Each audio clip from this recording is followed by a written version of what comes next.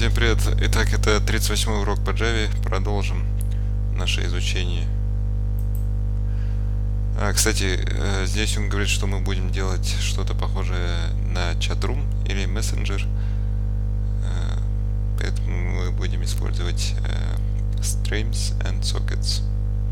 Streams — это тоже, наверное, потоки, но я не знаю, как по-разному называть threads и streams, потому что обычно, когда говорят multi-thread, тогда имеет в виду многопоточную программу. Ну, не скажешь же нити. Многониточная программа, multi-thread, да. Так что не знаю как, поэтому это тоже будет потоки.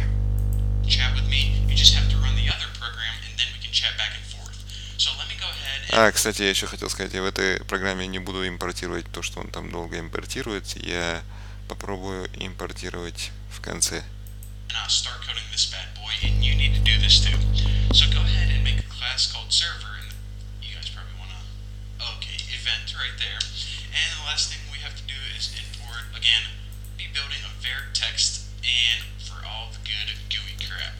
Now, I guess I have time basically to go through all the variables and pretty much talk you guys through the core pieces of this application. So the first thing we need to do is build some variables for the GUI. Remember, like I said, an old, I don't even know, it's not called a chat room, it's basically instant messenger. You pretty much have a little area that you can type in your text like, hey dude, sup, ASL, and you have another area that displays, your conversation's history of all your messages. So the first thing that we need is a variable that you can type in your message before you send it. So we'll make this variable private JText field, and we'll just name it user text. So that's the area that you type in your message before you send it. So now we need to create the area that displays the conversation. So this is going to be private, of course, JText area, because it's a big area, and we'll just name this the chat window. Now again, like I said, this is going to display the conversation itself, both your messages and whoever you're talking to, their messages. So now after this, we need to build some streams. So let me go ahead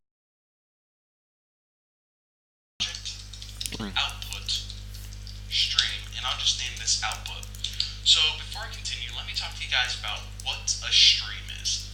Now, whenever you connect to someone else's computer through networking in Java, we'll talk about sockets later on, because that's technically what the connection is called, but just think that you have a connection between your computer and someone else's computer. Now, the way that you guys communicate, you actually communicate through something called streams. There are two main streams between your computer and another person's computer. There's an output stream and an input stream. Now this output stream is the stream that flows from your computer to your friend's computer. So whenever you send a message, whenever you type, hey dude, this text gets sent, packed up in a boat, sent along the stream to your friend's computer. Now whenever they type a message like, hey man, what the heck do you want?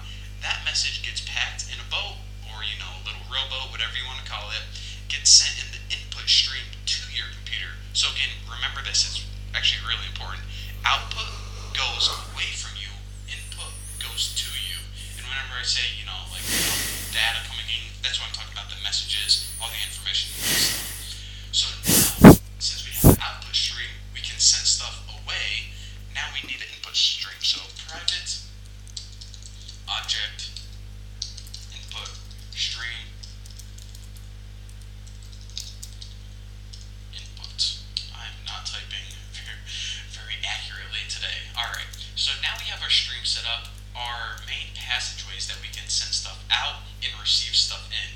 So now what we need to do is we need another variable, and this is going to make sense later on, probably not so much sense now. Server socket server. Now remember that I said that basically I'm building this first application that's going to go on the server. So you guys are pretty much going to be all of the clients, because all of you guys watching this video are probably going to be on a personal computer, and I'm going to put this program that I'm building right now on a public server so everyone can access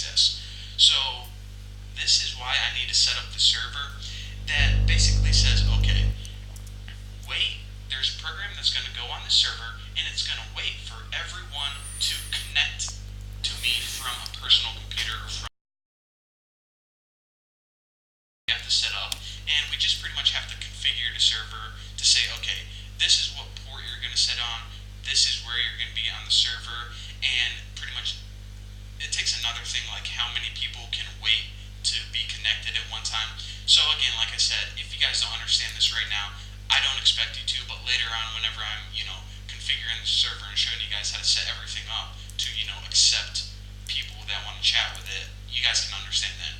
Now, the last variable that I want to make right now is pretty much the most important variable for this, for this tutorial, I guess. It's a socket itself. Now, you remember when I was talking about connections in, because I said your computer and another person's computer are going to be connected? Well, in Java, they actually name connections sockets. So whenever I say, okay, a socket, I don't know what context I'm going to be using it in, but I'm going to say set up this socket, I pretty much mean set up the connection between your computer and another person's computer so you guys can actually network, interact, have a conversation together. So there you go. There is your very basic tutorial. And again, that's not like the formal definition of sockets. But for now, for just the introduction, that's all you have to remember. A socket, just think a socket is basically a connection between two computers. So in the next tutorial, what I'm going to be doing is we'll set up the GUI first before we get into any real.